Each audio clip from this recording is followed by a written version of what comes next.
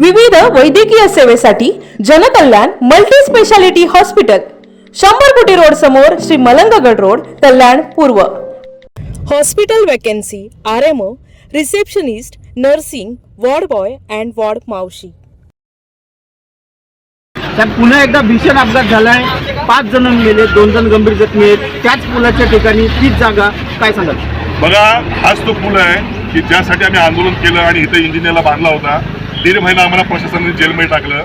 आज परिस्थिती बघा, आज 5 लोक इथं मयत झालेले आहेत, एक गंभीर जखमी आहे, अशी ही परिस्थिती आहे। आणि रोज इथं अपघात आहे। आमचे हे सगळे रेस्क्यू टीमचे सगळे लोक इथं सकाळी 5 वाजल्यापासून आहेत। त्यांच्या तोंडच तुम्ही तर ऐकात, म्हणजे काय परिस्थिती या शासनाला कळेल।